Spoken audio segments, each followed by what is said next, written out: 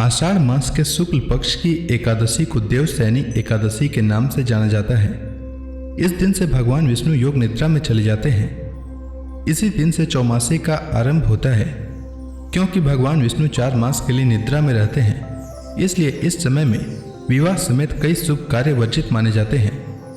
इन दिनों में तपस्वी भ्रमण नहीं करते हैं, वे एक स्थान पर रहकर तपस्या करते हैं। इन दिनों में केवल ब्रज की यात्रा की जा सकती है, क्योंकि इन 4 महीनों में पृथ्वी के समस्त तीर्थ ब्रज में आकर निवास करते हैं। आषाढ़ी एकादशी के 4 माह बाद भगवान विष्णु निद्रा से जागते हैं। उस तिथि को प्रबोधिनी एकादशी या देव उठनी एकादशी कहते हैं।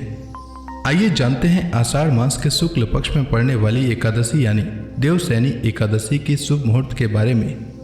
आषाढ़ मास के शुक्ल पक्ष की एकादशी तिथि का प्रारंभ 5 जुलाई को शाम 6:58 से होगा और एकादशी तिथि का समापन 6 जुलाई को रात 9:14 तक होगा। उदया तिथि के अनुसार देवशयनी एकादशी का व्रत 6 जुलाई को रखा जाएगा।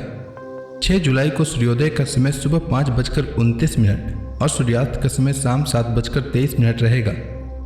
इस दिन ब्रह्म मुहूर्त सुबह 4:08 से सुबह 4:49 तक रहेगा। वहीं द्वादशी तिथि 7 जुलाई को रात 11:10 तक समाप्त होगा।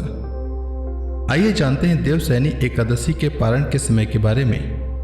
देवशयनी एकादशी पारण का समय 7 जुलाई को सुबह 5:29 से सुबह 8:16 तक रहेगा।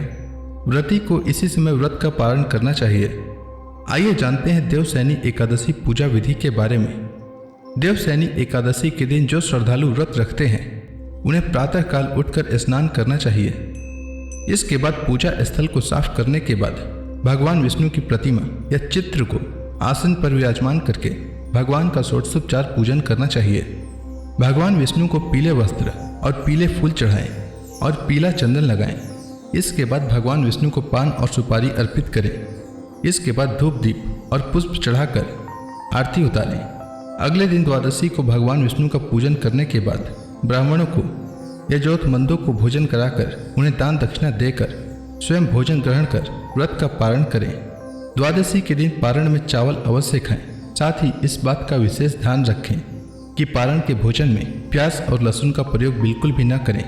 हम आशा करते हैं कि देवशयनी एकादशी व्रत से जुड़ी जानकारी आपको पसंद आई होगी। अगर आपको यह वीडियो अच्छी लगी हो तो इस वीडियो को लाइक करें।